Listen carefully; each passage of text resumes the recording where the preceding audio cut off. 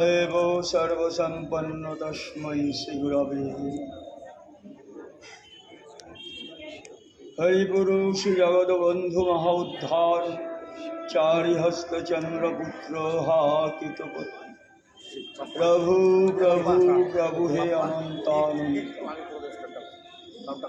वंदे ब्रह्म शिवाराध्यं पंचतत्त्व स्वरूपिणं श्री हरिपुरुषं वंदे श्री जगद्बंधु सुंदरम वंदेऽहं परमानंदं महावतरणं परम कृष्ण गौर जगद्बंधुं वंदे भक्त्या ज्योतिर् वंदे श्रीकृष्ण चैतन्य नित्यानंदौ सहोदितौ गौरदय पुष्पवन्तौ चित्रौ छन्दौ तमनुदौ अनार्पितचरिं चिरात्कर्णावतीर्णकलौ समार्पयतमुन्नतोज्ज्वलरसं सभक्तिश्रियम् हरिपुराटा सुन्दराद्दूतिकदम्ब सन्दिपितः सदा हृदयकन्दर स्फुरतव शचिनन्दन बर्हाभिराभिराममृगमदतिलकं कुण्डलाक्रान्तगण्डं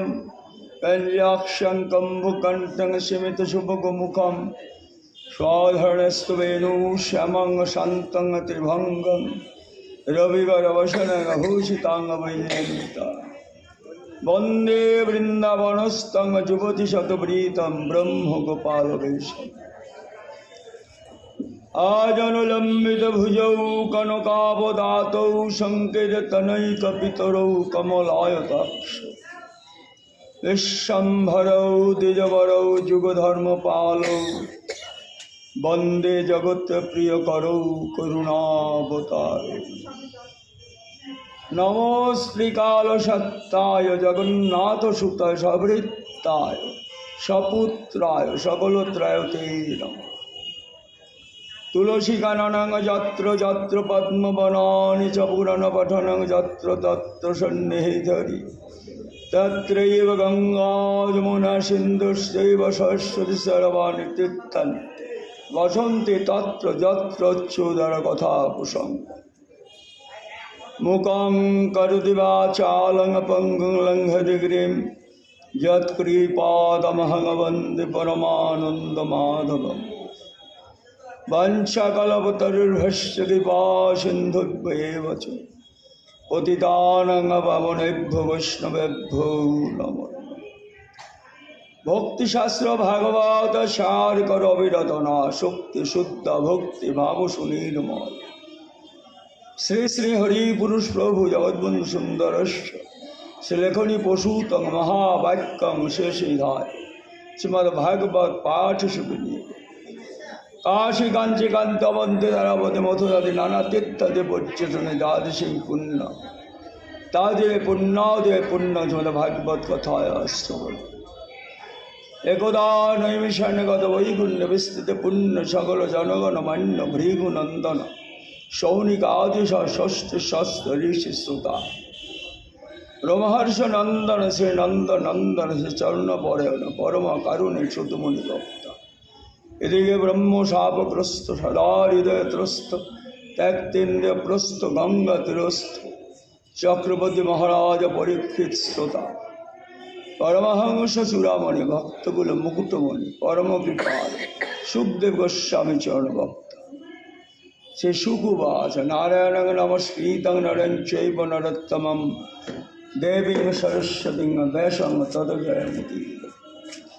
जय जय श्री कृष्ण चैतन्य जय नित्यानंद जय अद्वैत चंद्र गौर भक्तवृंद जय रवि सनातन भट्ट गुणास जीव गोपाल भट्ट दास गुणा ऐसा गोसाईर करि चरण वंदन जाहत विघ्ननाश विष्णु निताय गौशीतना शिवार गदधर पंचतत्वमय हरि श्री श्री हरि पुरुष प्रभु जगद्बंधु सुंदर नमः श्री कृष्ण चैतन्य चंद्राय नमः नित्यानंद चंद्राय नमः शांतिपुरनाथाय नमः ओम नमो ब्रजराज नंदनाय नमो नमो भगवते वासुदेवाय ভগবত বাসুদেবস্য বাঙ্ময় মূর্তিস্বরূপায় শ্রীমদ্ভাগবত গ্রন্থ মহাপুরুষায় নমঃ।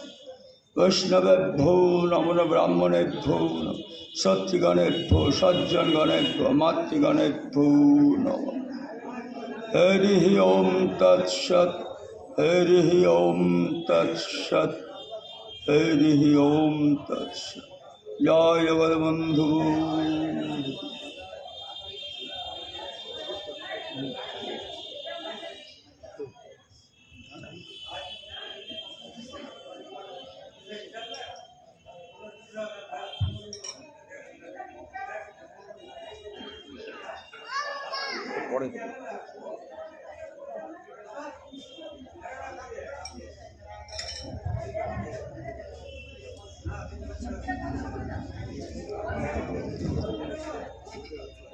জয় জগৎবন্ধু।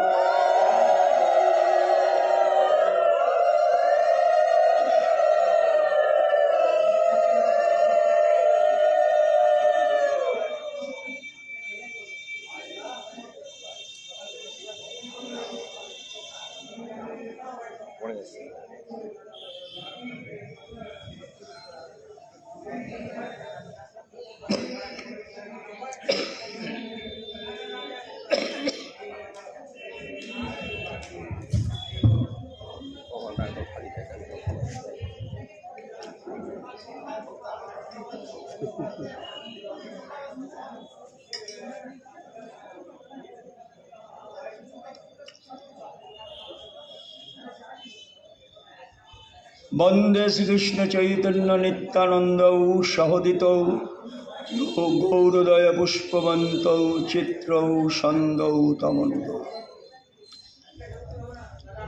এই শ্লোকটি শ্রী চৈতন্য চৈতামৃত গ্রন্থের মঙ্গলাচরণ। এই শ্লোকটিতে শ্রী শ্রী চৈতন্য চৈতামৃতকার অর্থাৎ যিনি চৈতন্য চৈতামৃত রচনা করেছেন, তিনি কলিহত জীবের জন্য এক অভিনব সংবাদ পরিবেশন করেছেন। অভিনব সংবাদটি হলো, বলছেন পুষ্পবন্তৌ সহোদিত। এই শব্দটির অর্থ হলো পুষ্পন্ত শব্দে চন্দ্র এবং সূর্য উভয়কে বোঝায়, আর সহোদিত শব্দে একই সময় উদিত হয়েছে এরূপ বোঝায়। তার অর্থ দ্বারা একই সময় চন্দ্র সূর্যের উদয় হয়েছে। তা আমরা সকলেই জানি একই সময় চন্দ্র সূর্য ওঠে না। দিনের বেলা সূর্য ওঠে, রাতের বেলা চন্দ্র ওঠে। অথচ শ্লোকে বলেছেন সহোদিত, একই সময় উদিয়েছেন। কেন উদিত তার কারণও বলছেন। হেতুগর ভীষণ দিয়ে বুঝছেন তমনুদ। তম মানে অন্ধকার, অন্ধকার দূর করার জন্য একই সময় চন্দ্র সূর্যের উদয় হয়েছে। চন্দ্র সূর্যের উদয় অন্ধকার দূরীভূত হয়, এটা আমরা সবাই জানি। সকল অন্ধকার দূরীভূত হয় না। অন্ধকার দিবি দুই প্রকার, তা বাইরের অন্ধকারটা ভিতরের অন্ধকার, অন্তর্জগতের অন্তর আকাশের অন্ধকার। আকাশে চন্দ্র সূর্যের উদয়ে কেবলমাত্র বাইরের অন্ধকার দূর হয়, বহির্জগতের অন্ধকার। তা আমাদের সকলের অন্তর্জগতে অন্তর আকাশে চিত্ত গুহায় যে একটা অজ্ঞানরূপ অন্ধকার আছে, সে অন্ধকার দূর করার সামর্থ্য আকাশের চন্দ্র সূর্যের। শ্রী শ্রীকৃষ্ণদাস কবিরাজ গোস্বামী যাদের অভিনব সংবাদ দিলেন, তাদের দুটো আশ্চর্য সংবাদ। কি কি? এক অদ্ভুত সমকালে দোহার প্রকাশ, আর এক অদ্ভুত চিত্ত গুহার তব করে নাশ। এক অদ্ভুত হলে একই সময় চন্দ্র সূর্যের উদয় হয়েছে, আর এক অদ্ভুত আমাদের অন্তর আকাশের অন্ধকারের বিনাশ হয়েছে। এই চন্দ্রটা কোথার থেকে গেছেন তাও বলছেন। ব্রজে যে বিহরে পূর্বে কৃষ্ণ বলরাম, কোটি চন্দ্র সূর্য তিনি দোহরণিত ধাম। সেই দুই জগতের হইয়া সদায় গৌর দেশে পূর্ব শৈলে করিল উদয়। দাবরের শেষ ভাগে বৃন্দাবনে যারা কৃষ্ণ বলরাম রূপে লীলা বিহার করিয়াছেন, তারাই জগতের বিধে অশেষ করুণা পরবশ হইয়া আবার উদিত নাম নিয়েছেন কি শ্রীকৃষ্ণ চৈতন্য প্রভু নিত্যানন্দ, যাহার প্রকাশে সর্বজগৎ আনন্দ। শ্রীকৃষ্ণ হয়েছেন শ্রীকৃষ্ণ চৈতন্য, বলরাম হয়েছেন নিত্যানন্দ।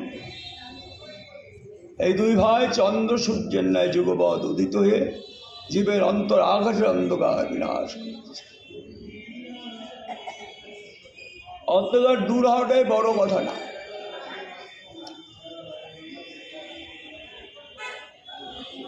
অন্ধকার চলে গেলে কি আসে? আলো আসে।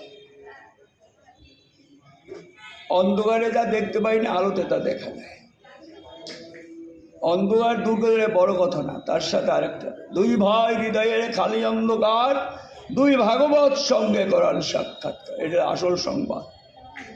আমাদের অন্তর আকাশের অন্ধকার বিদূরিত করে ভাগবতের সাথে সাক্ষাৎকার হয়েছে।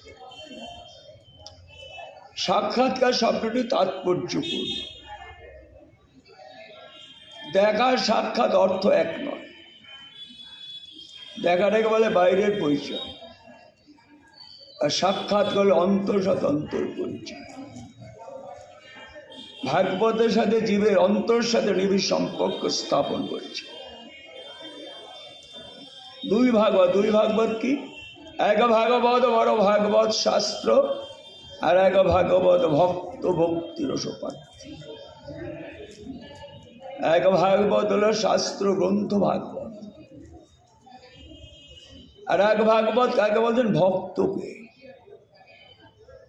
ভক্তকে ভাগবত বলছে। এই দুই ভাগবতের সাথে আমাদের সাক্ষাৎকার। এই ভাগবত কথা বলতে গেলে যাদের কৃপায় পেয়েছি, তাদের স্মরণ না করে ভাগবতী ওদের প্রবেশ করা যাবে না। তিনি কৃপা করে যদি আমাদের শ্রবণেন্দ্রকে অপ্রাকৃত করেন, আমরা শুনতে পাবো। আর বাক শক্তি অপ্রাকৃত হলেই বলা যাবে। চেষ্টা করে শোনাও যাবে না, চেষ্টা করে বলাও যাবে। মহাপ্রভু কৃপা হবে। সে মহাপ্রভুর আতুল চরণে প্রার্থনা জানাচ্ছি, কৃপা করে আজকের আসরে উদিত হয়ে আমাদের সকলের শ্রবণেন্দ্রকে অপ্রাকৃত করে তুলুন। আমাদের বাক শক্তি অপ্রাকৃত, যাতে আমরা ভাগবত আস্বাদন করতে পারি। নিতাই গৌষিতনাথ ব্রহ্মানন্দে।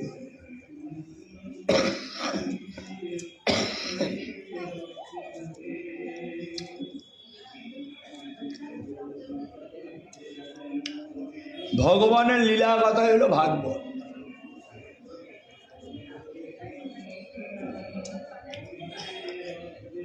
আজকে আমরা ভগবান শ্রীকৃষ্ণের কিছু লীলা কথা আস্বাদন করব, প্রমাণ করার চেষ্টা করব। মদীয় গুরুপাদ পদ্ম বৈষ্ণবাচার্য ডক্টর মহারামৃত ব্রহ্মচারীজি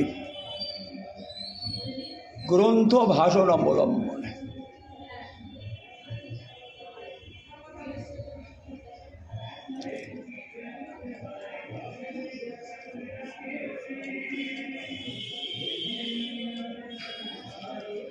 ভগবান শ্রীকৃষ্ণের ধরাধামে এসে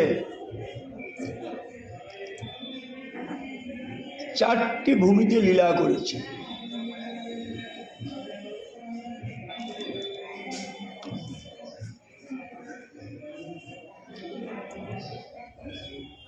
বৃন্দাবন, মথুরা,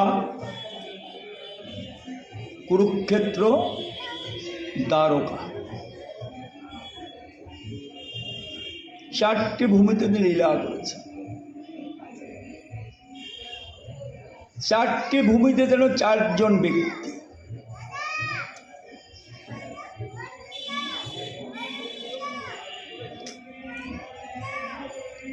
যিনি শ্রেষ্ঠ ব্যক্তি হবেন, তার একটা বিশেষ গুণ থাকে।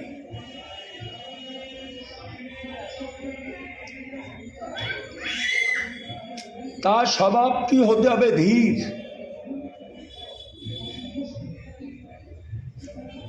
ধীরের অর্থ হইল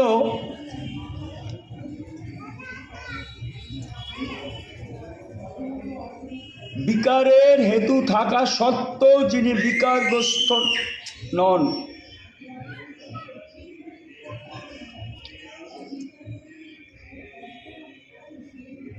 বিকারের হেতু থাকা সত্ত্বেও যিনি বিকারগ্রস্ত নন তাকেই বলা হবে ধীর।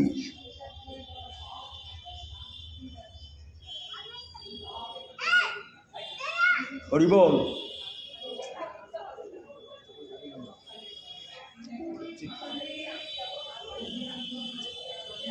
আপনি বললেন অমুকে ধীর স্বভাব, কি করে বুঝলেন?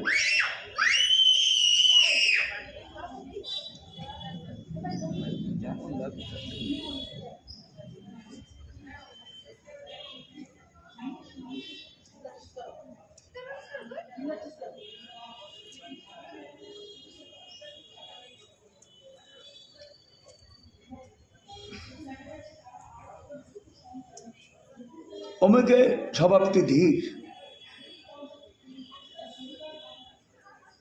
কি করে বুঝলেন? ধীরের বৈশিষ্ট্য হল বিকারের হেতু থাকা সত্ত্বেও যিনি বিকারগ্রস্ত নন। ক্রোধ একটা বিকার, ক্রোধ, রাগ, রাগের কারণ আছে, অথচ আপনার রাগ হবে না, তবে বলা আপনাকে ধীর স্বভাব। কামনার বস্তু সামনে আছে আপনার, অথচ আপনার কামনা জাগবে না, তবেই আপনাকে বলা হয় ধীর। বিকারো হেতু সব বিক্রান্ত যেসান্ন চেতাংশিত ধীরা।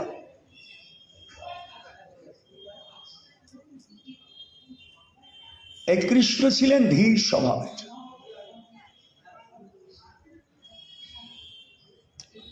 এই ধীরের আবার চারটা ভাগ করেছেন।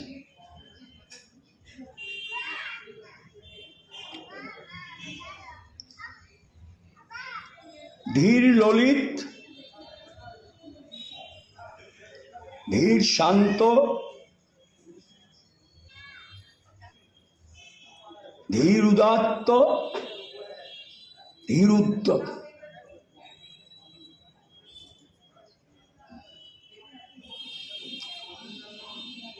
প্রথমে ধীর ললিত।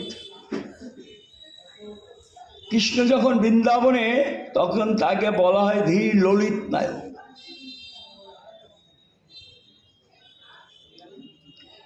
ধীর ললিত নায়কের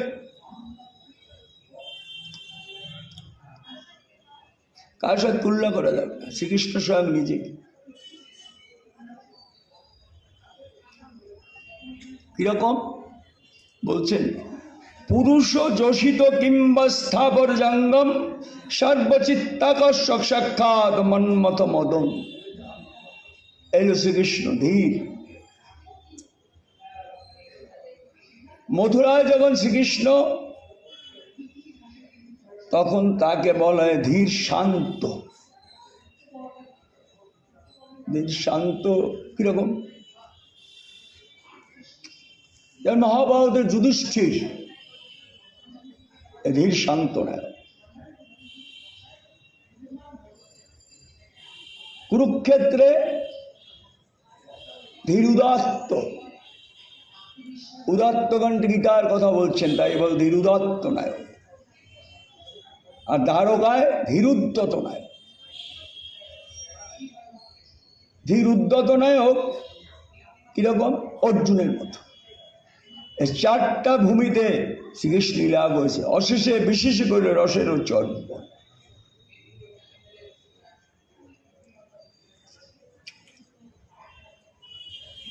ভগবান শ্রীকৃষ্ণ ধরাধামে এসে দুটো গান গেয়েছেন।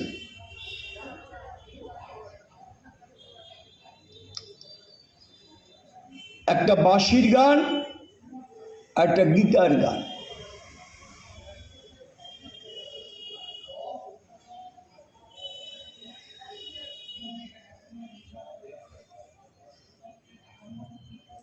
গীতার গানটা সর্বমানবের কল্যাণ। যার একটা সামান্যতম কোনো কর্তব্য কর্ম আছে, তার কাছে গীতা একখানা মূল্যবান গ্রন্থ। এরকম শোনা যায় মহাত্মা গান্ধীর কাছে সবসময় একখানা গীতা থাকত। তিনি রাজনৈতিক জীবনে যে কোনো সমস্যায় পড়তেন, গীতাখানি খুলতো, গীতা খুলি যে পৃষ্ঠা পেতেন তাতেই তার সমাধান পেয়ে যেত।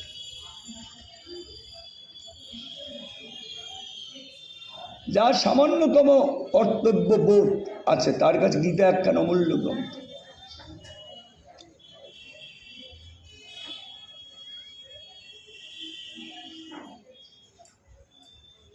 আর বাঁশির গানটা যাকে বলে ওস্তাদি গান, কতগুলো গান আছে, গানের পদগুলো খুব সুন্দর, পদগুলো শুনলে মন প্রাণ ভরে যায়।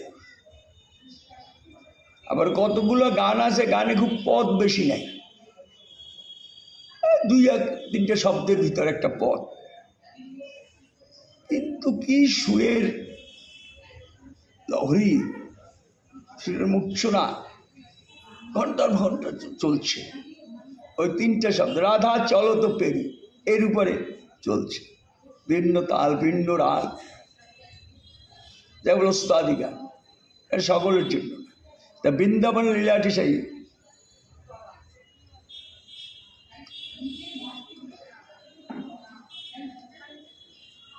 ভগবান শ্রীকৃষ্ণ কুরুক্ষেত্রে যে গীতাই বলছেন তা নয়,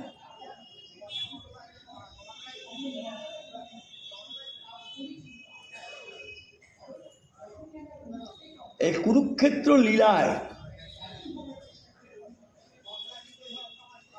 এমন অনেক ঘটনা আছে যে ঘটনাগুলো শুনে আমরা অনেক সময় কৃষ্ণকে দোষারোপ করি, এটা তো ঠিক করেন না, এটা তার উচিত হয়নি। কিন্তু ভালোভাবে বিশ্লেষণ করে দেখা যায় তিনি ওটা অন্যায় ঠিক করেছেন।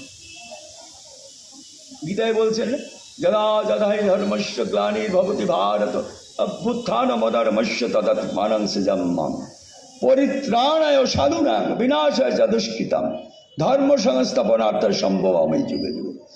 এই তো ধর্ম সংস্থাপন কার্যটি এই কুরুক্ষেত্রের রণাঙ্গনে করেছে।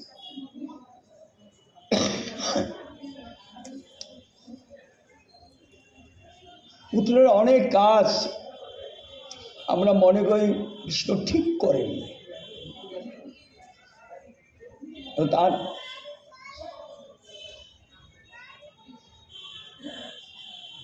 ভালো করে লক্ষ্য করলে দেখা যাবে তিনি কোনো কাজ অন্যায় করেন।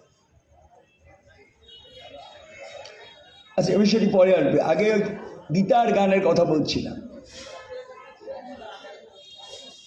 গীতা একটা মহান দান ভগবান শ্রীকৃষ্ণ। গীতার প্রসঙ্গে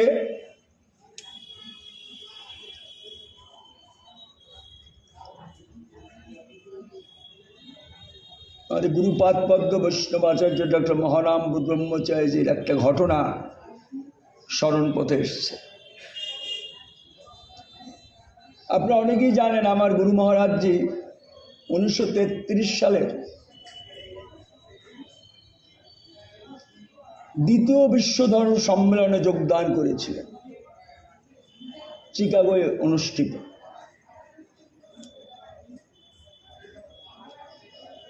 আর স্বামী বিবেকানন্দ যোগদান করেছিলেন 1893 খ্রিস্টাব্দে এই চিকাগো শহরে। স্বামী বিবেকানন্দ যে সম্মেলনে যোগদান করেছিলেন সেই সম্মেলনের নাম ছিল পার্লামেন্ট অফ রিলিজিয়ন। আর আমার গুরু মহারাজ যে সম্মেলনে যোগদান করেছেন সে সম্মেলনের নাম ছিল ওয়ার্ল্ড ফেলোশিপ অফ ফেথ।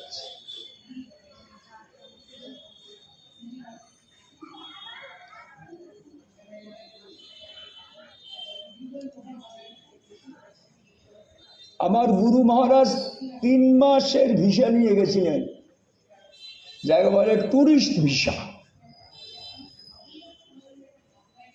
তো সেখানে কাটিয়েছেন 5 বছর 8 মাস। আশ্চর্য, এটা কি করে সম্ভব? গুরু মহারাজের বক্তব্য শোনার পর ওই সম্মেলনের যারা কর্মকর্তা ছিলেন তারা মুগ্ধ হয়ে যায় তার বক্তব্য শুনে। তারা আমার গুরু মহারাজ যে বলেন, ব্রহ্মচারীজি, আমাদের আরো অনেক সম্মেলন আমার বিভিন্ন দেশে, আপনি থেকে যান। আমার গুরুদেব বলেছিলেন কি করে থাকবো, আমি তো 3 মাসের ভিসা নিয়ে এসেছি। আমরা ভিসা বাড়িয়ে দেব, কি করে বাড়াবো? বলে আপনি ছাত্র হয়ে যান। গুরুদেব বলছেন আমি তো 2টো বিষয় নিয়ে পাশ করে এসেছি, আবার কিসের ছাত্র হব? বললেন আপনি গবেষক ছাত্র, ইংরেজি রিসার্চ স্কলার। শিকাগো ইউনিভার্সিটিতে রিসার্চ স্কলার হিসাবে যোগদান করেন। 5 বছর 8 মাস কাটিয়েছে। ওই গীতার কথা বললাম না, এই প্রসঙ্গটি এই আমার গুরু মহারাজ এক জায়গায় বক্তৃতা দিতে গেছে নিউ ইয়র্ক শহরে।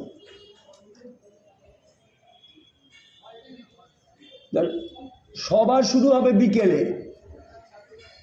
আমার গুরু মহারাজ উপস্থিত হয়েছেন সেখানে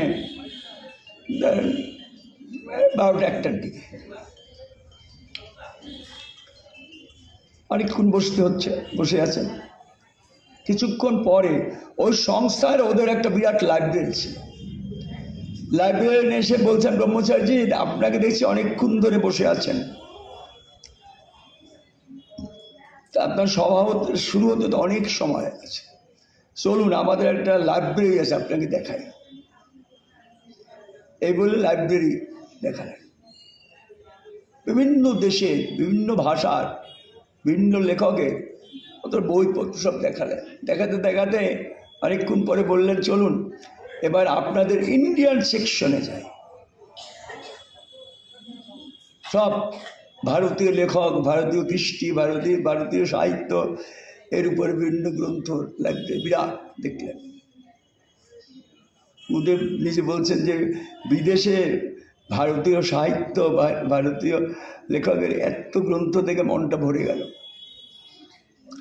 বলতে বললে লাইব্রেরিয়ান বললেন কি, শুনুন আপনাদের গীতার উপর আমাদের একটা সেকশন আছে, চলুন গীতা সেকশনে। গীতার উপরে? হ্যাঁ। আর এটা বিল্ডিং এর ভিতর অজস্র হাজার হাজার গীতার উপরে, বিভিন্ন ভাষায়, বিভিন্ন লেখকের, বিভিন্ন সাইজের।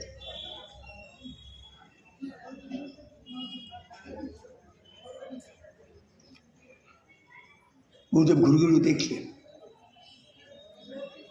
লাইব্রেরিয়ান দেখাতে দেখাতে বললেন কি যে ব্রহ্মচারীজি, এই ধর্মগ্রন্থ বিক্রির বাজারে প্রথম স্থান হলো বাইবেল, তারপরেই কিন্তু আপনাদের গীতার স্থান। কথাটা শুনলেন? এই যে বললেন। যখন দিন বিকেলে তার বক্তব্য পেশ করছেন, করতে হতে এই প্রসঙ্গটি টেনে আনে যে আপনাদের লাইব্রেরির একটা কথা বলছিলেন, এই ধর্মগ্রন্থ বিক্রির বাজারে বিশ্বের ভিতর প্রথম স্থান হলো বাইবেল, তারপর হলো গীতা। আমি এই কথাটি শুনে আমি আর একটা মন্তব্য পেশ করব, যুক্তি দিয়ে বলবো, মন করা কথা বলবো না। আমার মনে হয় ধর্মগ্রন্থ বিক্রির বাজারে প্রথম স্থান গীতা, তারপরে বাইবেল। এই কথাটি যে আমার গুরুদেব বলে কোথায় বলছে জানেন? বাইবেলের দেশে, আমেরিকায় নিউ ইয়র্ক শহরে। আমার গুরুদেব যখন এই প্রসঙ্গটা আমাদের বলে যে মনটা ভয় করছিল, কি জানি একটা রিয়াকশন হয় সবার ভিতরে, বলে আমার গুরুদেব বললেন যে আমি যে কথাটি বললাম তার পিছনে যুক্তি দিচ্ছি। যুক্তি কি? একটা জিনিস যে চলে দুইভাবে চলে, পিছন দিয়ে ঠেলায় চালানো যায় আর সামনে দিয়ে টেনে চালানো যায়। ঠেলা চালানো ইংরেজি বলে পুশিং, আর টানাকে বলে পুলিং। পুশ আর পুল, এই দুইভাবেই জিনিস চলে। আপনাদের বাইবেল চলছে পিছনে পুশিংয়ে। আপনাদের একটা বাইবেল সোসাইটি আছে, তাতে অনেক পাদ্রী সাহেবরা কাজ করছেন, বাইবেলের প্রচার করছেন, সুদৃশ্য বাইবেল বাধাই করা, আপনার বিনা পয়সায় সব বাইবেল বিতরণ করছেন। তাই বাইবেলের বিক্রি এত বেশি, অথচ পক্ষান্তর গীতার কোনো প্রচার নেই। কোনো জায়গাটা দেখবেন না সাইডবোর্ড দেওয়া আছে, গীতা একখানে ভালো গ্রন্থ পাঠ করবেন। গীতা চলছে মানুষের প্রাণের টানে। বলছিলাম গীতার পিছনে কিচ্ছু করতে হবে না, শুধু আপনারা ওই বাইবেল যখন গির্জায় আপনারা প্রেয়ার করবেন তখন একটা কথা বলবেন যে গীতা একখানি ভালো গ্রন্থ আপনারা পাঠ করবেন, এই বললে হবে, আর কিছু বলতে হবে না। সেই বছরে দেখবেন বাইবেলের থেকেও গীতার বিক্রি বেশি। এই কথা বলে যখন আমার গুরুদেব সবার থেকে নামলেন, অসংখ্য আমেরিকান এসে আমার গুরুদেবের হাত ধরে করমর্দন করে, ইয়েস ডক্টর ব্রহ্মচারী, গীতাই জোর বাইবেল, গীতাই জোর। কুরুক্ষেত্রের রণাঙ্গনে গীতাই বলে না, কুরুক্ষেত্রের রণাঙ্গনে এমন অনেক ঘটনা ঘটেছে যে ঘটনাগুলোর জন্য আমরা কৃষ্ণকে দায়ী করি।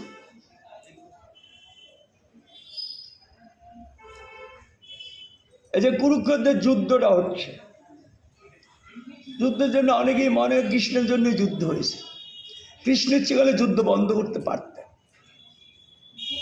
এ কথাটা কিন্তু ঠিক নয়। কৃষ্ণ যুদ্ধ বন্ধ করার জন্য নিজে দূত সেজে দুর্যোধনের সবাই গেছিলেন। দূত, ইংরেজিতে একেবারে ফরেন অ্যাম্বাসেডার। কৃষ্ণের মতো একটা ব্যক্তিত্ব, তিনি দূত সেজে গেছিলেন দুর্যোধনের সভায়। শান্তির প্রস্তাব নিয়ে গেছিলেন, তা দুর্যোধন মেনেছিলেন? মানেননি। তখন কৃষ্ণ আরেকটা প্রস্তাব দিলেন যে 5 ভাইয়ের জন্য অন্তত 5টা গ্রাম দাও, তাতেই ওরা সন্তুষ্ট। দুর্যোধন তাও মানেননি। কি বলছেন? বিনা যুদ্ধে নাহাই দেব সূচ্যাগ্র মেদিনী, যুদ্ধ ছাড়া সূচের আগে যতটুকু মাটিও টুটুকু দেব না। মানলেন তো নয়, বরং কৃষ্ণকে বন্দি করার কৌশল করলেন। কৃষ্ণের সাথে পারবে কেন? কৃষ্ণ একটা বিশ্বরূপের চমৎকারটা দেখে চলে আসছে।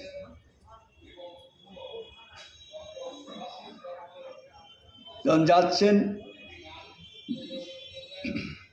দুর্যোধন বলছে, আপনি কোথায় যাচ্ছেন? আপনি আমার আজ অতিথি, আপনার আপ্যায়নের সব ব্যবস্থা আছে।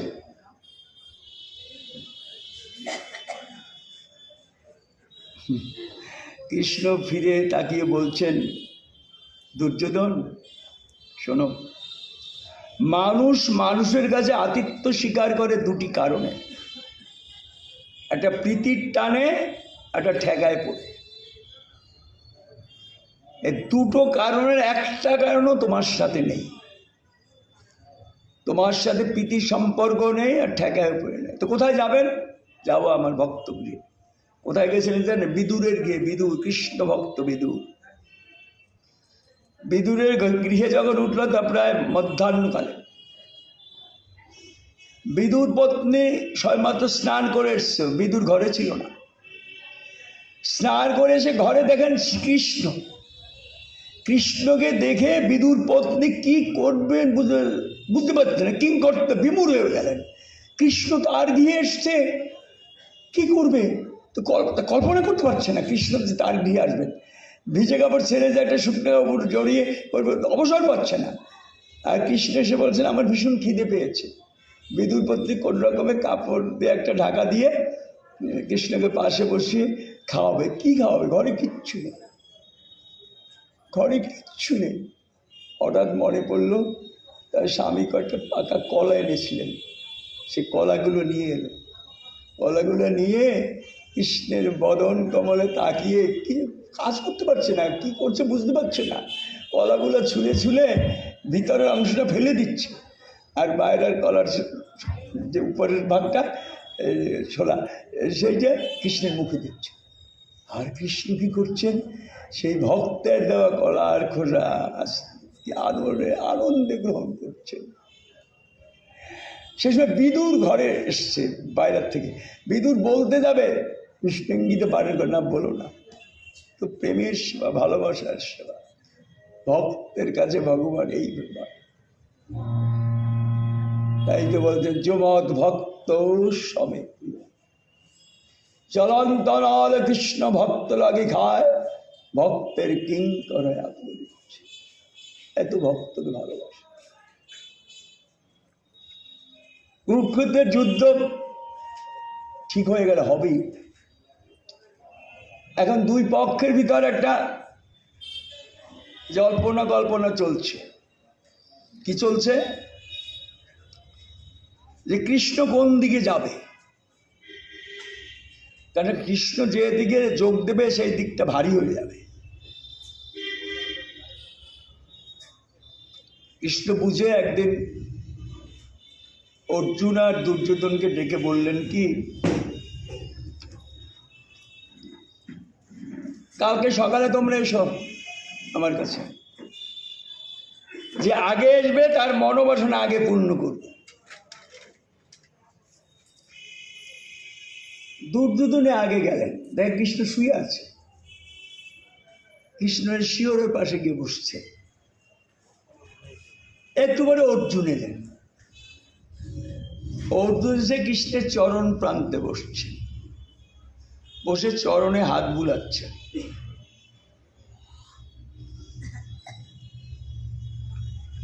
হঠাৎ কৃষ্ণ জেগে উঠলেন, জেগে উঠে কাকে দেখবেন? যে চরণ প্রান্তে আছে তাকেই তো দেখবেন। ও অর্জুন, তুমি এসেছো, শোনো শোনো, আমি তোমার রথও চালাবো, বুদ্ধিও চালাবো, বুঝেছ? তোমার রথের সারথ্য করব, আর তোমার বুদ্ধি চালাবো। এই কথা বলছেন, তখন শিয়রের কাছ থেকে দুর্যোধন বলছে, মা আমি তো আগে এসছি। ও তুমি আগে এসছো, কোথায় বসছো? শিয়রের কাছে। মনে হলে গোয়ালসের পায়ের কাছে বসিলাম। ঠিক আছে দেব। কৃষ্ণ একটা দক্ষ সেনাবাহিনী ছিল, তার নাম ছিল নারায়ণী সেনা। সম্পূর্ণ নারায়ণী সেনা দিয়ে দিলেন দুর্যোধনকে। এটা পৃথিবীর ইতিহাসে আনপারালাল, দেখা যায় না। একটা মানুষকে দুটো ভাগ করে দিলেন, একদিকে বুদ্ধি আর সারথ্য দিয়ে দিলেন, আর একদিকে তার সৈন্যবাহিনী দিয়ে দিলেন। অনেকে অবশ্য বলেন কৃষ্ণকে ঘুরতে গেলেন কেন, নিরপেক্ষ থাকলে পারতেন। নিরপেক্ষ কথাটা বলি আমরা ঠিকই, নিরপেক্ষ থাকাটা কিন্তু খুব কঠিন। আমরা অনেক সময় পুজো খেলাধুলা হয়তো আমি নিরপেক্ষ, আমি কোনো দলে নেই, তো মনটা একটা দলে সাইড দিবি, থাকা যায় না, ভাগ করে একদিকে বুদ্ধি আর সারথ্য, আর একদিকে দিলেন তার সমস্ত সৈন্যবাহিনী।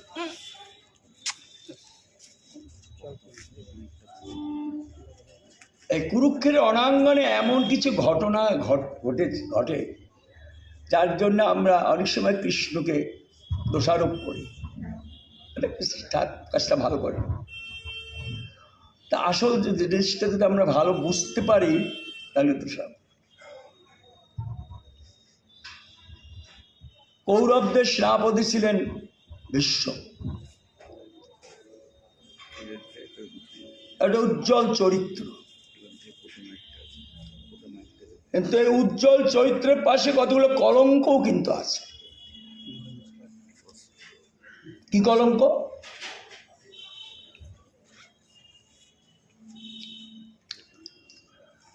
কলঙ্ক হলো বিশ্ব তার ছোট ভাই বিয়ের জন্য স্বয়ম্বর সবার থেকে 3টে মেয়েকে এনেছিল। বিয়ে করবে একটা মেয়েকে, 3টে মেয়ে আনলো কেন? এটা নয়। একটা মেয়ে তো চলে গেল জম্বাজে, সে শৈলরাজকে ভালোবাসত। শৈলরাজের কাছে যখন তিনি চলে যায়, শৈলরাজ তখন তাকে বলেছিল, মাকে শুনেছি তোমাকে ক্ষত্রিয় পুত্র ভীষ্ম হাত ধরে নিয়ে গেছে। যাকে পরপুরুষ হাত ধরেছে তাকে আমি স্ত্রীর মর্যাদা দিতে পারি। তখন সে অম্বায় প্রতিজ্ঞা করেছিল যে বিশ্বের মৃত্যুর কারণ হবে। পরে জন্মে সে শিখণ্ডী রূপে জন্মগ্রহণ করে, আর শিখণ্ডীকে দেখিয়েই বিশ্বকে মারা গেছে। এগুলো উজ্জ্বল চরিত্রে কতগুলো কলঙ্ক।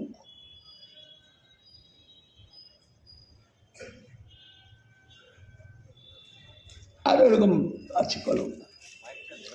বিশ্বের চরিত্র একটা উজ্জ্বল চরিত্র, কিন্তু তার পাশে এরকম কলঙ্ক। যুধিষ্ঠির বিরাট রাজার গৃহ চুরি করতে গেছিলেন, তার সাথে বিশ্ব গেছিল। বিশ্বের মতো লোকের ঠিক হয়নি কাজটি। এগুলো তার উজ্জ্বল চরিত্রের পাশে কতগুলো কলঙ্ক। যখন দ্রৌপদীকে বনখেলায় পণে হেরে গিয়ে যুধিষ্ঠির যখন দ্রৌপদীকে পণ ধরেছিল, তাতে যখন হেরে গেলেন, তা দ্রৌপদীকে কুৎসিত ভাবে দুঃশাসন টেনে নিয়ে গেছিলেন কৌরব রাজদরবারে। সেখানে দ্রৌপদী একটা প্রশ্ন করেছিলেন, সেই সবাই বিশ্ব ছিলেন,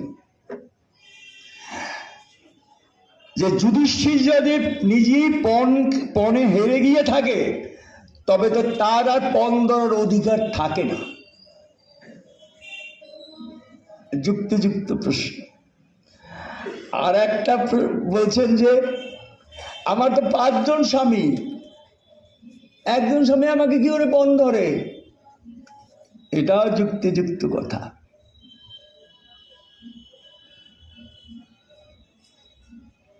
দেখলে জল চরিত্রের পাশে কত কলঙ্ক। তার শাস্তিও পেয়েছে বিশ্ব। এমনি সাধারণ মৃত্যু তো তার হয়নি।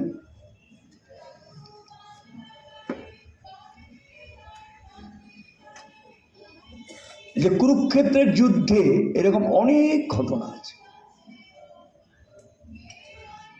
একবার কর্ণের সাথে যুদ্ধ হচ্ছে, যুদ্ধ করতে করতে কর্ণের রথের চাকাটা মাটিতে ঢুকে গেল, আটকে গেল।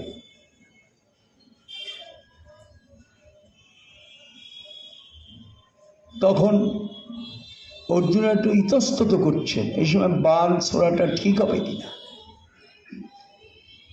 কৃষ্ণ বলছে না, বাণ ছেড়ে, তুমি তো রথের চাকা আটকাও নেই, রথের চাকা আটকেছ ওর পাপের ফলে।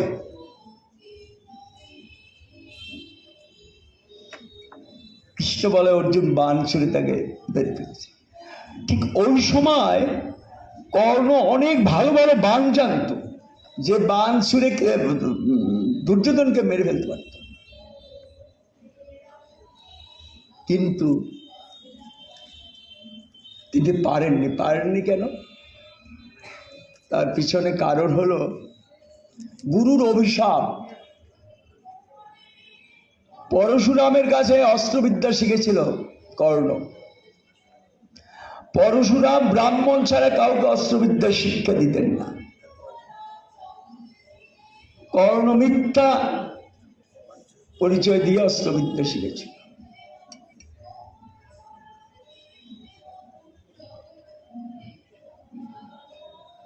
একদিন কর্ণ বসে আছেন, তার গুরুদেব পরশুরাম কর্ণের পাশে বসে কথা বলতে বলতে আর সময় ঝিমুনি আসে না আমাদের, সেরকম আসলো। এই কর্ণের উরুর উপরে পরশুরাম মাথাটা রেখে ঘুমিয়ে পড়ল। ঠিক তখনই কর্ণের আর একটা উরুতে একটা বজ্রকে সে দংশন করছে। বজ্রগীরটাকে ধরে ফেলে দিতে পারত, যেটা করেনি। কেন? বজ্রগীরটা ধরে যদি ফেলে দিতে হয়, শরীরটা নড়ে উঠবে। শরীরটা নড়ে এলে গুরুদেব বিশ্রাম করছে, তার ব্যাঘাত হবে। এই জন্য বজ্রগীরটা দংশন সহ্য করছে। বজ্রগীরটা দংশন করতে করতে তাদের ফুটো করে দিয়েছে, রক্তে ভরে গেছে। হঠাৎ পরশুরামের বিশ্রাম শেষ হতেই তাকে দেখি রক্ত, এত রক্ত কিসে, এত রক্ত কিসে?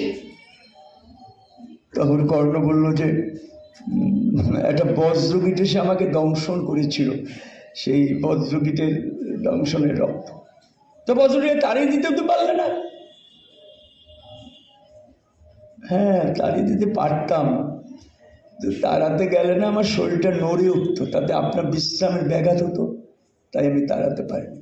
তো তুমি বজ্রগীটের ধ্বংস সহ্য করলে কি করে? এটা তো কোনো ব্রাহ্মণের পক্ষে অসম্ভব। তুমি সত্যি করে তোমার পরিচয় বলো, তুমি কে? এটা কিন্তু ব্রাহ্মণের পক্ষে অসম্ভব, এই বজ্রগীটের দংশন সহ্য করা। তুমি সত্যি করে বলো তোমার পরিচয় কি? এটা একমাত্র ক্ষত্রিয় ছাড়া সহ্য করতে পারে না। তখন কর্ণ বলল, হ্যাঁ আমি ক্ষত্রিয় সন্তান, আমার অধিকতর সুতপুত্র আমাকে পালন করেছে। কি মিথ্যা পরিচয় দিয়ে তুমি আমার কাছে অস্ত্রবিদ্যা শিখেছো? যাও, অভিশাপ দিলাম তোমাকে, মৃত্যুকালে বাণ ছোড়ার মন্ত্র তুমি ভুলে যাবে। এই যে কর্ণ যে তখনও বাণ শুনতে পারেনি, তার কারণে গুরুর অভিশাপ।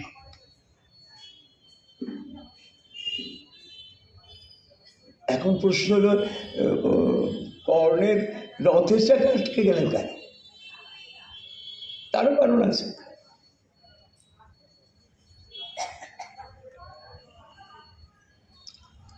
দ্রৌপদী আর সীতা, সীতারও মাতা ধরণী, আর দ্রৌপদীরও মাতা অগ্নির থেকে, তার মাতা ধরণী। সীতার দুঃখে ধরণী কাঁপতে কাঁপতে ফেটে গেছিল, আর সীতার পাতালে প্রবেশ করেছে। দ্রৌপদীর দুঃখে ধরণ শুধু কেঁপেছে, ফেটে যায়। এই ফেটেছে যুদ্ধক্ষেত্রে।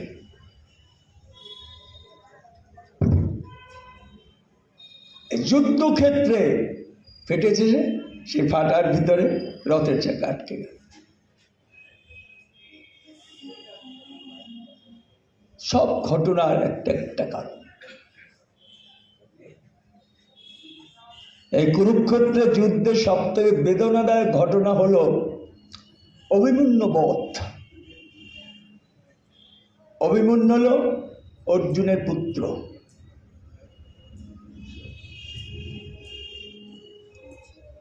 যখন নারায়ণী সেনার সাথে অর্জুন যুদ্ধে ব্যাপৃত ছিল,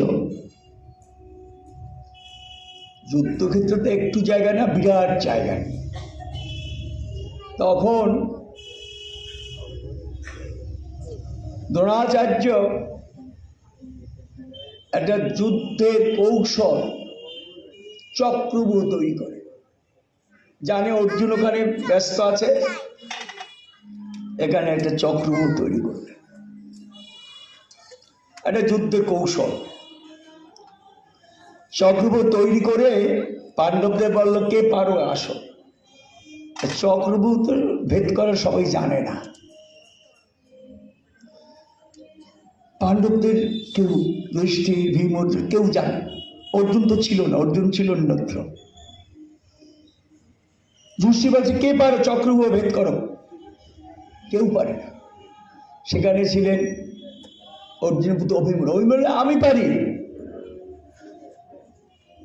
যুধিষ্ঠির বলছে তুমি কি করে, বাচ্চা ছেলে তুমি কি করে শিখলে? বলে আমি শিখেছি, আমি তখন মাতৃগর্ভে ছিলাম। মা একদিন রাত্রে বাবার কাছে জিজ্ঞেস করেছে চক্রব্যূহ কি করে ঢুকে, কি করে বের হয়। আমি তখন গর্ভে বসে শুনেছি। দেখেন, গর্ভে বসে শুনেছি। আগের দিনে যখন মায়েরা সন্তান সম্ভবা হতো, গ্রামে একটা নিয়মই ছিল এই রামায়ণ মহাভারত এই সমস্ত পাঠ করা। এখন তো সব রীতি নেই বলেই চলে।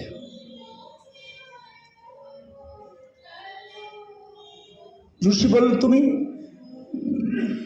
বলতে বলতে অভিমন্যু বললেন কি আমি শুধু ঢোকাটাই শিখেছি, বেরাওটা শিখিনি। যুধিষ্ঠির বলতে অর্ধেক শিখলে কেন? বলে অর্ধেক শিখে না, মা শুনতে শুনতে ঘুমিয়ে পড়েছিল, তাই আমার আর শোনা হয়নি। ঠিক আছে তুমি ঢোকো, সম্মান তো রাখো, আমরা তোমাকে আমরা বাজভাগি তোমার কাছে তোমাকে নিয়ে আসবো, তুমি ঢোকো। যখন অভিমন্যু চক্রবৃদ্ধ ঢুকলো, তা চক্রবৃদ্ধ ঢোকার পথটা অর্জুনের বোন হলো দুঃশলা, দুঃশলার স্বামী হলো জয়দ্রথ। সে জয়দ্রথ কি করলো, ঢোকার মুখটা আটকে দিল, যেটা যুদ্ধের নিয়ম বিরুদ্ধ। যে যেদিক দিয়ে পারে যাবে, পথ আটকাবার কথা তো নয়। যার ফলে কোনো পাণ্ডব কেউ ভিতরে ঢুকতে পারলো না। ঢুকতে পারলে হয়তো অভিমন্যুকে বাঁচাতে পারত। তখন 7 জন সেনাপতি এক এক করে যুদ্ধ করলো, তো কিছুদিন অভিমন্যুর কিচ্ছু করতে পারলো না।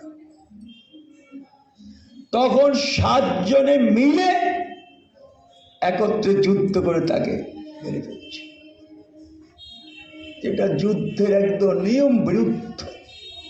একজনের সাথে একজন যুদ্ধ করবে, 7 জনে মিলে একজনের যুদ্ধ।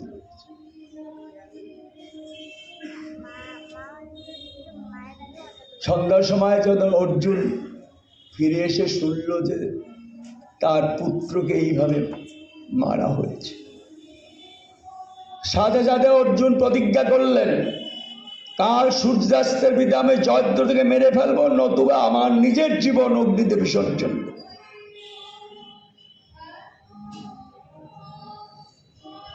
পরের দিন এই অর্জুনের প্রতিজ্ঞার কৌরব শিবিরে চলে যায় প্রতিজ্ঞার কথা। কৌরবরা দুর্যোধন এমন ভাবে জয়দ্রথকে লুকিয়ে রাখলো, সারা দিনে জয়দ্রথের কোনো সন্ধান পেলেন না অর্জুন। আস্তে আস্তে দেখা গেল সূর্য পশ্চিম দিকে এলিয়ে পড়ছে। দেখতে দেখতে হঠাৎ দেখা গেল সূর্যাস্ত হয়ে গেল। যেই সূর্যাস্ত হয়ে গেলে আর কি কৌরব শিবির আনন্দ উল্লাস। এখন তো অর্জুন নিজের দেহ অগ্নিতে বিসর্জন দেবে।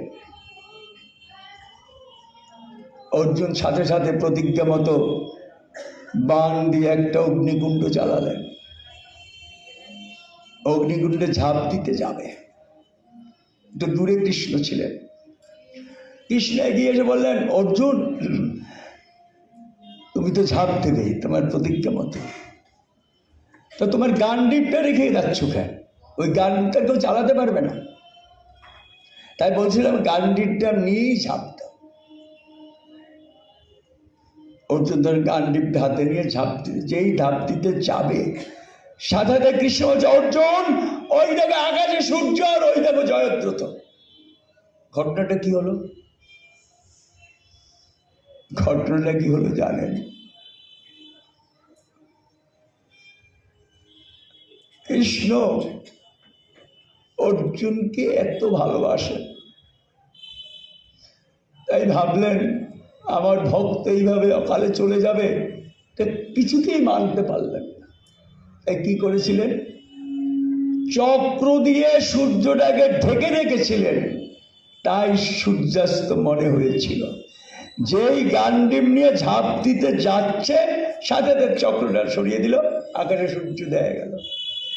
ভক্তের জন্য তিনি সব করেন। তাই তো বলছেন জ্বলন্ত নল কৃষ্ণ ভক্ত লাগি খায়, ভক্তের কিঙ্কর হয় আপনি। এত তার ভক্ত প্রীতি, ভক্তের জন্য সব করে। একবার যুদ্ধক্ষেত্রে কর্ম একটা বাণ ছুঁড়েছিল, যে বাণটা অব্যর্থ, বুকে লাগবেই লাগবে, এটা কৃষ্ণ জানতেন। কৃষ্ণ যুদ্ধক্ষেত্রে বলছে, সব পাণ্ডবদের বলছে, তোমরা সকলে যুদ্ধক্ষেত্রে পিছন ফিরে দাঁড়াও, যুদ্ধক্ষেত্রে পিছন দিয়ে দাঁড়াও। সবাই কৃষ্ণের কথা পিছন দিয়ে দাঁড়ালো। ভীম আর দাঁড়ালো না। ভীম বলল, যুদ্ধক্ষেত্রে পিঠ দেখাবো, বুক টান করে দাঁড়িয়েছে। আর দুঃখে কৃষ্ণ এসে ভীমের সামনে দাঁড়িয়ে বাণের দিক পিছন দিয়ে বাণীটিকে অকেজো করে দিলেন। দেখেন ভক্ত কতভাবে রক্ষা করেন। এই ভক্ত প্রীতি, ভক্তের জন্য তিনি সব করেন। তাই বলছে জ্বলন্ত নল কৃষ্ণ ভক্ত লাগি খায়, ভক্তের কিঙ্কর হয় আপনি। এত তার ভক্ত প্রীতি।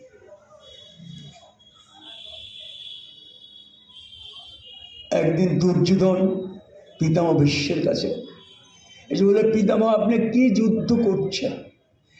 এতদিন যুদ্ধ হইল, 5টা ভাই গায়ে আচর পর্যন্ত লাগলো না, আপনি ঠিক যুদ্ধ করছেন না, আপনি পক্ষপাতিত্ব করছেন।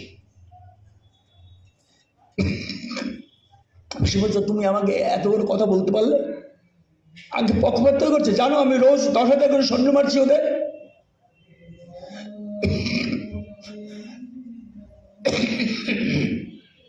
আচ্ছা ঠিক আছে,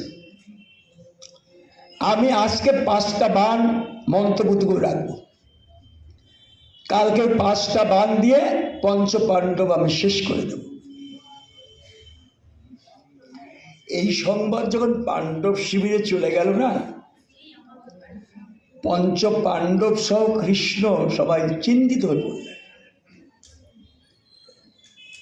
কৃষ্ণ বলছেন, পিতামহের মন্ত্রপুত করা বাণ প্রতিহত করার শক্তি পৃথিবীর কারণ নেই, অবধারিত মৃত্যু পাণ্ডবদের।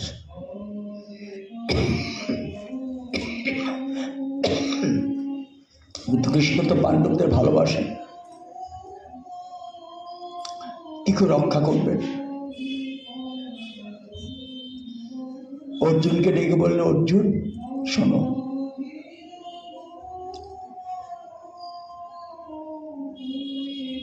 তুমি এখনই দুর্যোধনের কাছে যাও। কেন? যাও, গিয়ে বলবে, তো দাদা তোমার রাজমুকুটটা আমাকে দাও। রাজমুকুট আমাকে দেবে কেন? দেবে। যদি জিজ্ঞেস করে তাহলে তুমি বলবে, দাদা আমার কিন্তু বর পাওনা আছে। বরটা কিসে? একটা বিরাট কাহিনী, আমরা সংক্ষেপে বলছি।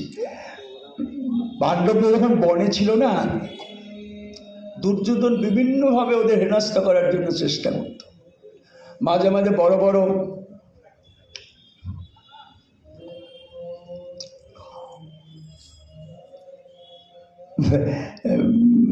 সৈন্য সামন্ত দিয়ে সাজিয়ে, রাসমহিদের সাজিয়ে বড় বড় দল করে এরকম যেত, বনের পাশ দিয়ে চলে যেত শোভাযাত্রা করে। ওই পাণ্ডবদের দেখানো, দেখ তোরা কত কষ্টে আছিস, আমরা কত জৌলসে আছি। এরকম একটা শোভাযাত্রা যাচ্ছে চিত্রত গন্ধর্বের বাগান বাড়ির পাশ দিয়া। তো চিত্রত গন্ধর্বের বাগান বাড়িটা খুব সুসজ্জিত ছিল, এত সুন্দর দেখে সৈন্যরা ভিতরে ঢুকে হলে তছনছ করে ফেলছে। তাতে চিত্রত গন্ধর্ব রেগে গিয়ে যুদ্ধ করে রাজমহিষী সহ দুর্যোধনকে বন্দী করে রাখল। এই সংবাদ যখন শুনল যুধিষ্ঠির, তিনি সাথে সাথে ভীম আর অর্জুনকে ডেকে বলে, তোমরা যাও এখনই রাজমহিষী সহ দুর্যোধনকে মুক্ত করে নিয়ে এসো। কি বলছেন আপনি? যাদের জন্য আজ আমরা বনবাসী তাদের মুক্ত করতে যাব? তখন যুধিষ্ঠির বলে, শোনো, আমরা যখন ভাই ভাই যুদ্ধ করবো, 100 ভাই, আমরা 5 ভাই। অন্যের সাথে যখন যুদ্ধ হবে মনে করো আমরা 104 ভাই। তখন ভীম অর্জুন গিয়ে যুদ্ধ করে চিত্রা গন্ধার পরাজিত করে গিয়ে দুর্যোধনকে মুক্ত করে। তখন দুর্যোধন লজ্জায় একদম হয়ে গেছে, বলছে সত্যি অর্জুন তুমি মহান, কি দেবো তোমাকে? আচ্ছা তুমি একটা বর চাও, যা চাইবে তাই দেবো। অর্জুন কিছু চায়নি। কেন? আবার দাদা কি বলবে সেটা মনে করিয়ে দিল কৃষ্ণ। যদি রাজমুকুটটা চাওয়ার পরে তোমাকে বলে কেন রাজমুকুট দেব, তাহলে বলবে এই বর পাও।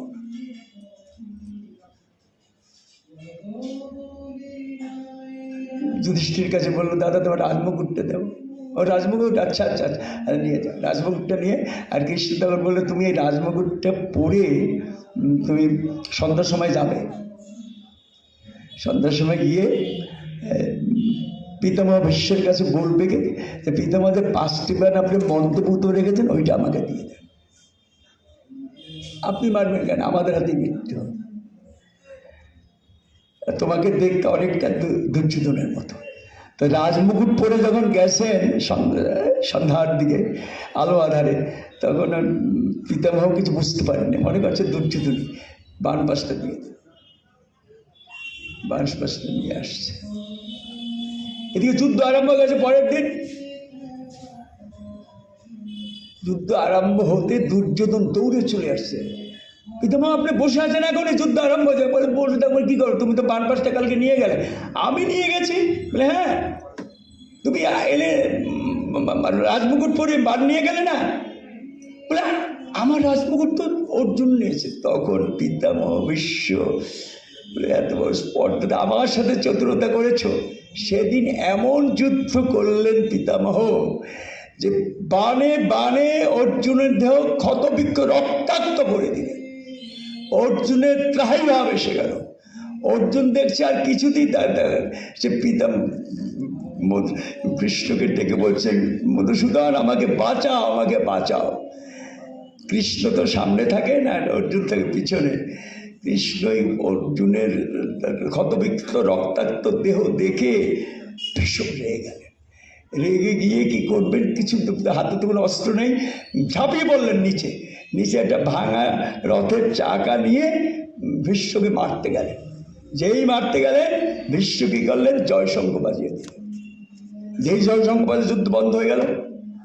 তো অসময় যুদ্ধ বন্ধ হয়ে গেলে কি ব্যাপার? হ্যাঁ, কৃষ্ণ বলছেন অর্জুনকে, আচ্ছা পিতামহ জয়শঙ্খ বাজালেন কেন? বলে পিতামহ জয় হয়ে গেল। তো কি জয় হলো? তোমার প্রতিজ্ঞা নষ্ট করেছে। তোমার প্রতিজ্ঞা ছিল তুমি যুদ্ধ অস্ত্র ধরবে না, সেই প্রতিজ্ঞা নষ্ট করেছে।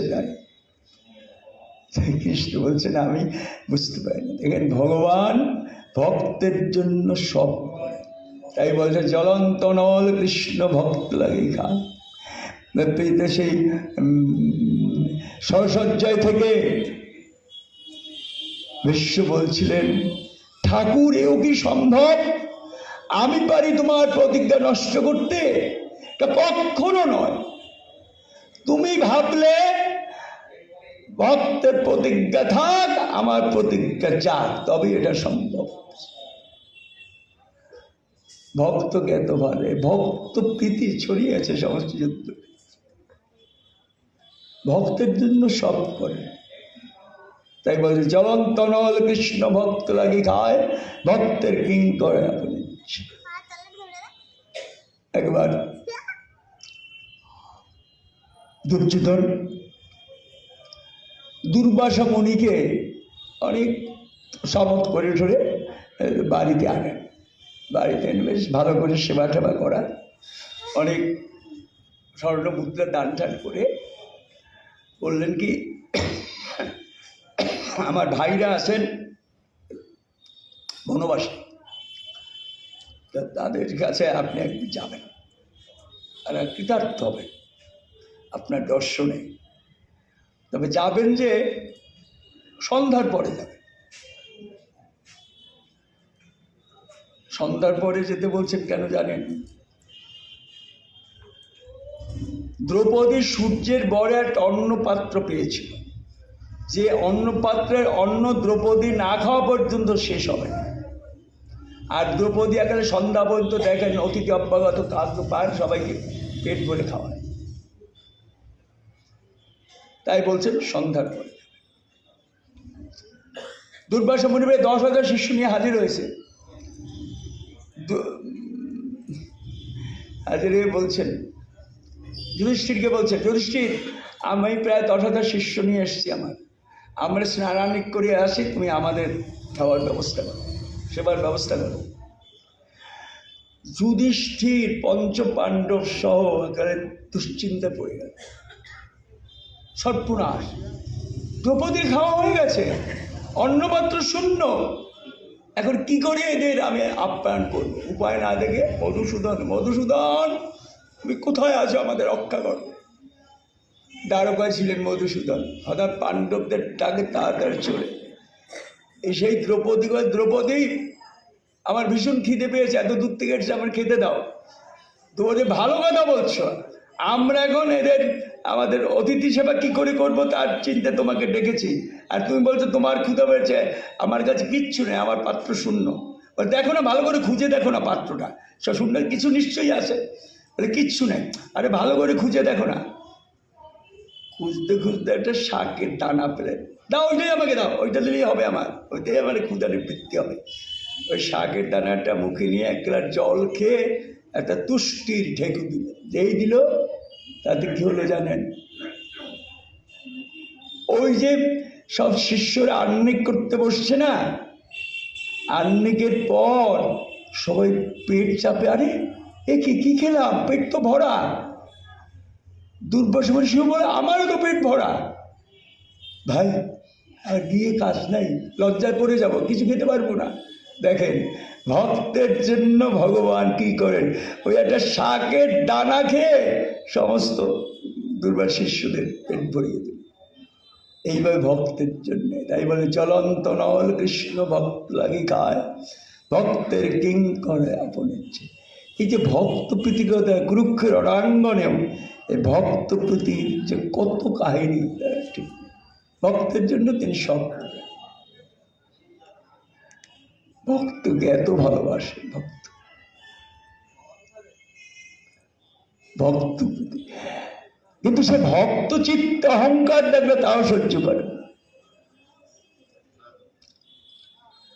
দ্রৌপদীর যখন বস্ত্রহরণ হয়, দ্রৌপদীর লজ্জা নিবারণ হচ্ছে না, উপায় না দেখে দ্রৌপদী এক হাত দিয়ে লজ্জা নিবারণ করে, এক হাত দিয়ে মধুসূদনকে ডাকছে, মধুসূদন আমাকে রক্ষা করো। যখন দেখছে যে কিছুতেই আর হচ্ছে না, দুহাত তুলে যান মধুসূদনকে ডাকলেন, তো মধুসূদন কি করলেন, অনন্ত রূপে বস্ত্র প্রবেশ করে দ্রৌপদীর মান রক্ষা করেন। সেই দ্রৌপদীর অন্তরে যেন অহংকার দেখা গেল, তাও তিনি সহ্য করতে পারলেন। বনের ভিতর হাঁটছে, একটা আম গাছের নিচে বসছে সব পাণ্ডবরা। দ্রৌপদী আম গাছটাতে তাকিয়ে দেখে একটা পাকা আম ঝুলছে। অর্জুনকে বলল, অর্জুন আমটা পেরে দাও। অর্জুন বান দিয়ে আমটা পাল, যেই আমটা নিচে পড়লো, কৃষ্ণ একটু দূরে ছিল, তাতে দৌড়েছে, এটা কি করলে তুমি অর্জুন? কেন? দ্রৌপদী বললো, আমটা পেরে দিলাম। তুমি জানো না এই গাছের নিচে এক ঋষি ধ্যান করেন, এসে সারাদিন কিচ্ছু খান না, সূর্যাস্তের সাথে একটা আম পড়ে, ওই আমটাই পায়, আর সে যদি আম না পায় তোমাদের ভস্য করে দেবে, আমিও কিছু করতে পারবো না। যুষ্টি বলে, এটা একটা কথা, তুমি কিছু করতে পারবে না, নিশ্চয়ই উপায় আছে, বলো। না কোনো উপায় নেই। নিশ্চয়ই আছে। নাই মানে? কৃষ্ণ বলে, একটা উপায় আছে, বলো কি? তোমরা যদি সবাই আমার কাছে তোমাদের মনের কথাগুলো বলতে পারো, তাহলে আম আস্তে আস্তে গিয়ে গায়ে ধরে। যুষ্টি বলছি, এটা একটা কথা, আমরা তোমার কাছে মনের কথা বলতে পারবো না? এই বলে যুধিষ্ঠির, ভীম, অর্জুন, নকুল, সহদেব একজন করে মনের কথা বলছে, আর আমটা আস্তে আস্তে উপরে উঠে যাচ্ছে, একেবারে পোটাটার কাছাকাছি গেছে। এখন শুধু বাকি দ্রৌপদী। বলো দ্রৌপদী, তুমি বললে আমটা জোড়া লেগে যাবে, পোটায় লেগে যাবে। দ্রৌপদী অনেক ভাবনা চিন্তা করে একটা কথা এই বলল না, আমটা ওখান থেকে একদম নিচে পড়ে গেল। কৃষ্ণ বলছেন দ্রৌপদী মনের কথা বলেনি, তাই আম যথাস্থানে চলে এসছে। তখন পঞ্চ পাণ্ডব মিলে ধরেছে দ্রৌপদীকে, তোমার কি মনের কথা বলতেই হবে। পাণ্ডবরা যখন এইভাবে ধরেছে, তার দ্রৌপদী বলছেন, শুনেছিলাম কর্ণ কুন্তির সন্তান, তো কর্ণ যদি পাণ্ডবদের সাথে থাকতো, সেও তো আমার একটা পতি হতো। পাঁচটা স্বামী থাকার পরেও তোমার আর একটা স্বামীর জন্য লালসা, এই তোমার সতীত্ব, এগুলো চূর্ণ করে দিল। ভগবান ভক্তের জন্য সব করেন, কিন্তু ভক্ত চিত্ত অহংকার। কৃষ্ণ ভাবলেন অর্জুনেরও সাংঘাতিক অহংকার, অহংকার তো চূর্ণ করতে হবে। তার জন্য অর্জুনকে নিয়ে কৃষ্ণ বেরিয়েছেন। বলে, অর্জুন আমরা আজকে ছদ্মবেশে যাব। আচ্ছা চলো। ছদ্মবেশে গিয়ে একটা রাস্তার পাশে দাঁড়িয়ে বলছে, এই যে দেখেন কৃষক, হ্যাঁ এটা খুব ভালো, অহিংস, কোনো হিংসা নেই। হিংসা নেই না? কি করে বুঝলে হিংসা নেই? দেখো না জমি নিড়াচ্ছে না, জমি নিড়ানো জানেন তো, জমির আগাছা সরিয়ে দেয়, নিড়ানি একটা লোহার ভাগে, তখন ধীরে ধীরে করছে, ধীরে ধীরে করছে, নিড়ানির আঘাতে যাতে একটা পোকামাকড় পর্যন্ত না মরে, এত হিংস। অর্জুন থেকে বলছে, হ্যাঁ সখা ঠিক বলছো তো, সত্যি এরকম তো কাউকে দেখা যায় না, এটা নিড়ানি আঘাতে একটা পোকামাকড় মরে না মরে। তাকে কেউ অনেকক্ষণ তাকিয়ে তাকিয়ে অর্জুন বলছেন কি, আচ্ছা সখা এত যে অহিংস, তার কোমরে একটা ছুরি বাঁধা কেন? ছুরিটা তো হিংসার প্রতীক। বলে তাই নাকি? বলে হ্যাঁ। তা যাও না, তোমার সামনেই আছে, গিয়ে জিজ্ঞেস করো যে আপনি এত অহিংস, অথচ আপনার কোমরে একটা ছোরা বাঁধা কেন? তখন অর্জুন ধীরে ধীরে গিয়ে সেই ভক্তকে বলছেন যে আপনি এমন অহিংস ভক্ত, কিন্তু আপনার কোমরে একটা ছুরি বাঁধা কেন? কেন জানো? একটা লোকের উপর এবার রাগ আছে, ওই লোকটাকে যেদিন পাবো এই ছুরি দিয়ে আঘাত করবো, তারপর ছুরিটা ফেলে দেব। আপনার রাগ ভক্তের উপর? কে সে? ওর নামও মুখে উচ্চারণ করতে ঘৃণাবোধ করি। আকার ইঙ্গিতে বলুন যাতে আমরা চিনতে পারি। না, ওর নাম মুখে নেওয়া যাবে না। তোমরা চেনো, সবাই চেনো, আমরা চিনি। হ্যাঁ, চেনো না কেন? সবাই চেনো। পাষণ্ড। অনেকক্ষণ পর বলছেন, আচ্ছা এমনি এটা বলুন যাতে আমরা সব বুঝতে পারি। আরে তোমরা সবাই চেনো, সবাই বোঝো, নতুন কিছু না। ওই যে চেনো না, কি বলে তৃতীয় পাণ্ডব, চেনো তো? যেই তৃতীয় পাণ্ডবের কথা বলছে, এ হলো অর্জুনের কাছুমাছু সর্বনাশ। তৃতীয় পাণ্ডবের উপর রাগ, আর নিজে বলতে পারে না যে আমি তৃতীয় পাণ্ডব।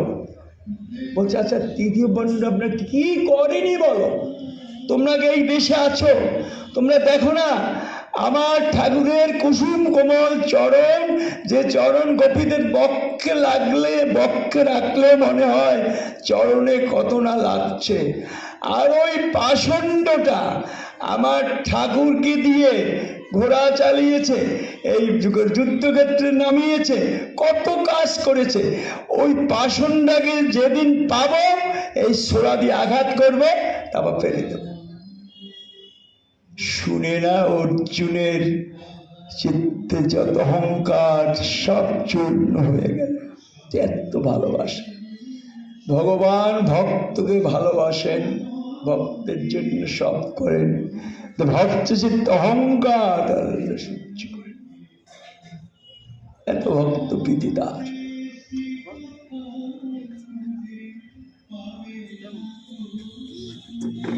একদিন কৃষ্ণ আছেন,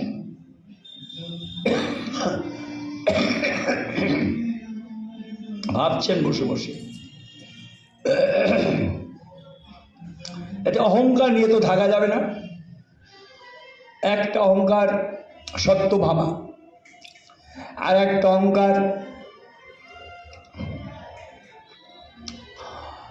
গরুর পাখির খুব অহংকার, আর একটা অহংকার চক্র। তিনটা অহংকার নিয়ে থাকা যাবে না, তিনটা অহংকার চূর্ণ করতে হবে। কি করে চূর্ণ করবেন? গরু পাখি বলে, গরু পাখি তুমি একটা কাজ করো, তুমি তো অনেক উড়ি, অনেক জায়গায় আমাকে নিয়ে যাও, চাও, তুমি কি করো, আমার কালকে একটা বিশেষ পূজা আছে, কুবেরের বাগান থেকে 100টা পদ্ম নিয়ে এসো, যাও। গরু পাখি উড়ে চলে গেল কুবেরের বাগানের সামনে, ঢুকতে যাবে, একটা পাখি শুয়ে আছে। এই তুই কে, সর, আমি ঠাকুরের পূজার ফুল নিয়ে যাব। বলে তোমার তো অনেক শক্তি, তোমার সরিয়ে নিয়ে যাও না। সরাতে গিয়ে দেখে সাংঘাতিক ভারী। কি শুয়েছিল? হনুমান। পা দিয়ে শেষ দিতে হনুমান রেগে উঠে করলো কি জানেন? ওই গরুর পাখিকে ধরে না বগল দাবা করলো, বগল দাবা করে ভিতরে ঢুকে পদ্ম নিয়ে উড়ে চলে এলো দ্বারকায়। কৃষ্ণ তো সব জানে। কৃষ্ণ চক্রকে বলছে কি, চক্র শোনো, তুমি তো অনেক কাজ করো, আমার একটা কাজ করবে আজকে। কি? আমার একটা বিশেষ পূজা আছে, কেউ যেন ভিতরে না ঢুকে, তুমি দাঁড়িয়ে থাকবে। হ্যাঁ, এদিকে পদ্ম নিয়ে হনুমান আকাশ পথে এসে নামছে, নেমে এবার ভিতরে ঠাকুরের কাছে যাবেন। পথে চক্র দাঁড়িয়ে আছে। কে তুমি? বলে আমি কে? বলো কি? আমি ঠাকুরের পূজায় ভুল আনছি, ভিতরে দিতে হবে, এখনই দরজা খুলে দাও। বলে আজকে দরজা খোলা হবে না, ঠাকুরের নিষেধ। খোলা হবে না? নিষেধ হয়? আমি ঠাকুরের ফুল আনছি, ফুল দিয়ে বলো, তার পূজা লাগবে। বলে আজকে যেতে পারবে না ভিতরে। এত বড় সাহস, তুমি আমাকে বাধা দিয়ে রাখবে? তুমি আমাকে চেনো? আমি চক্র। ও তুমি চক্র? আচ্ছা। করলো কি, চক্রকে ধরে না হাতের আংটি করলো। গরুর পাখি বগল দাবা, চক্র হাতের আংটি। এই ভিতরে ঢুকছে, আর কৃষ্ণ ভিতরে বসে বসে সর্বনাশ হয়েছে। হনুমান আসছে, হনুমান এসে যদি রাম সীতা না দেখে না, লঙ্কা কাণ্ড বাঁধাবে। এই বলেই ঠাকুর কি করলেন, নিজে রাম হয়ে বসলেন। সত্য বলে সীতা হয়, নেলে এখনই লঙ্কা কাণ্ড বাঁধাবে। সত্যভামা সীতা হতে পারল না, রুক্মিণী এসে সীতা হলো, আর হনুমান এসে রাম সীতা দিয়ে জয় রাম জয় সীতা জয় সীতা, তিনটা অহংকার একবার চূর্ণ করে দিলেন। ভগবান ভক্তকে ভালোবাসেন। চলন্তনল কৃষ্ণ ভক্ত লাগি গায়, ভক্তের কিঙ্করায় আপন ইচ্ছা। কিন্তু ভক্ত চিত্ত অহংকার জাগলে তা তিনি হচ্ছে সাথে সাথে চূর্ণ করে। আর একটা অহংকারের কথা বললেন ইসলাম। ভীম আর দুর্যোধনের গদা যুদ্ধ হচ্ছে, গদা যুদ্ধ হচ্ছে। ভীম কৃষ্ণকে বলছেন, মধুসূদন আমার গদা বেঁকে যাচ্ছে, কিন্তু দুর্যোধনের কিছু হচ্ছে না। কৃষ্ণ বলছে তুমি কিছু করতে পারবে না দুর্যোধনের। কেন? ওর দেহে সতীর দৃষ্টি পড়েছে, তুমি চেষ্টা করে কিছু করতে পারবে না। সতীর দৃষ্টি পড়েছে? কিরকম সতীর দৃষ্টি? রোজ যখন যুদ্ধে যায়, দুর্যোধন মাকে প্রণাম করে যায়, মা তো গান্ধারী, জানেন তো, গান্ধারী সতী নারী। যেদিন বিয়ে হয় সেদিন যখন দেখেন ধৃতরাষ্ট্র জন্মান্ধ, সেই দিন থেকে গান্ধারীর চোখে পট্টি বেঁধেছিল যে স্বামী যখন চোখ দিয়ে বিশ্ব দেখবে না, আমি দেখব, এই জন্য সতী নারী। যুদ্ধের শেষের দিনে যখন দুর্যোধন যাবেন তখন মাকে বলছে, মা আজকে তোমার কাছে আমি কি বেশে আসবো? তখন বলছে, কি বেশে আসবি? যা যুধিষ্ঠির দাদার কাছে জিজ্ঞেস করে আয়। সে কি যুধিষ্ঠির কাছে জিজ্ঞেস করতে যাবো কেন? সে তো আমার বিরুদ্ধ দল। বলে, দেখো যুধিষ্ঠির ধর্মপুত্র, তিনি শত্রুকেও যে উপদেশ দেবেন, মিত্রকেও সেই উপদেশ দেবেন। তখন দুর্যোধন এসে যুধিষ্ঠির কাছে বলল, মা বললেন, কি বেশে যাব তোমাকে বলতে? ও মার কাছে যাবি, যা ন্যাংটা হয়ে যা। কথাটা ভালো লাগে না, একটা বস্ত্র দিয়ে নিম্নাঙ্গ ঢেকে যুদ্ধ হচ্ছে ভীম আর দুর্যোধনের। গদা কিচ্ছুতেই দুর্যোধনকে ভীম কিছুতেই দুর্যোধনকে কিছু করতে পারছে না। তখন বলছে যে, বলছিলাম না সতীর দৃষ্টি পড়েছে, তুমি কিচ্ছু করতে পারবে না। তো একটা জায়গায় দৃষ্টি পড়ে না, একটু নরম আছে, নিম্নে যেটা ঢেকে রেখেছিল। বলে, মধুসূদন ওখানে তো গদা যুদ্ধে আঘাত করার নিয়ম নেই। কিছু বলছে, আমি কি তোমাকে আঘাত করতে বলছি? আমি বলছি ওই জায়গাটা নরম আছে, আঘাত করে না করে তুমি জানো। যখন ভীম আর কিছুতেই নিজকে রক্ষা করতে পারলেন না, তখন দুর্যোধনের উরুতে আঘাত করে ধরাশায়ী করে ফেলেন। ভীম আর দুর্যোধন দুইজনই হইল বলরামের ছাত্র, বলরামের সেখানে উপস্থিত ছিলেন। এইবার অন্যায়ভাবে যুদ্ধ করার ফলে বলরাম সাংঘাতিক রেগে গেল। অন্যায় যুদ্ধ হয়েছে, অন্যায়ভাবে মেরেছে। তা কৃষ্ণ কাছে ছিল, কৃষ্ণ বলছে, দাদা দাঁড়া দাঁড়া, অত উত্তেজিত হচ্ছ কেন? অন্যায় কিসের অন্যায় হয়েছে? অন্যায় যুদ্ধ, গদা যুদ্ধে কোমর নিচে আঘাত করার নিয়ম নাই, হাঁটুতে নিয়ম নাই না, নিয়ম মতো তো কিছুই হয় না। নিয়ম মতো তোমার অন্যায় হয়েছে, হ্যাঁ অন্যায় হয়েছে, অন্যায় হয়েছে। তোমার মনে নেই তুমি এটাকে অন্যায় বলছো? আর যখন সতী নারী দ্রৌপদীকে রাজসভায় ডেকে এই দুর্যোধন বলেছিলেন, এসো না, এসো এসো আমার কোলে বসবে, সেটা অন্যায় নয়, সেটা তার অপরাধ নয়। তখন বললাম আর কিছু বলার নেই। সতী নারীকে উরু দেখিয়ে বলছে, এসো নারী আমার এখানে বসো, এটা অন্যায় নয়। এই কুরুক্ষেত্র রণাঙ্গনের যত ঘটনা ঘটেছে, প্রত্যেকটা ঘটনার পিছনে কারণ আছে, কারণ ছাড়া কিছুই হয় না। তাই কৃষ্ণ সম্বন্ধে আমরা অনেক সময় অনেক রকম কটূক্তি করি, কিন্তু তিনি একদম উচিত কথা বলছেন, উচিত বিচার। এই যে স্বধর্ম রক্ষা করা, পরিত্রাণায় সাধুনায় বিনাশায় চতুষ্কৃতম ধর্ম সংস্থাপনার্থায় সম্ভবামি যুগে, এই কাজটা কুরুক্ষেত্র রণাঙ্গনে কৃষ্ণ। সেই আজকে আমরা ভগবান শ্রীকৃষ্ণের কিছু লীলা কথা, আরও লীলা কথা তো প্রচুর আছে। আমার গুরুদেব যেভাবে পরিবেশন করেছেন তার কিঞ্চিত পরিবেশন করার চেষ্টা করলাম। যে কৃষ্ণ এমন একটা পুরুষ, তার তুলনা করে না আবিষ্কার। সেই কৃষ্ণচরণে আমরা ভুয়ো ভুয়ো প্রণাম করে আজ এখানে বিশ্রাম নিচ্ছি। রাধা কৃষ্ণ প্রেমানন্দে হরি হরিব, হরি পুরুষ প্রভু জগৎবন্ধু সুন্দর প্রেমানন্দে হরি নিতাই গৌ সীতানাথ প্রেমানন্দে হরি মহানামাত্মা পুরন্দরম সংগ্রা ধামে সঙ্গ বন্দে বন্ধু সুন্দরম। হরে কৃষ্ণ কৃষ্ণ কৃষ্ণ হরে হরে রাম রাম। জয় জগৎবন্ধু।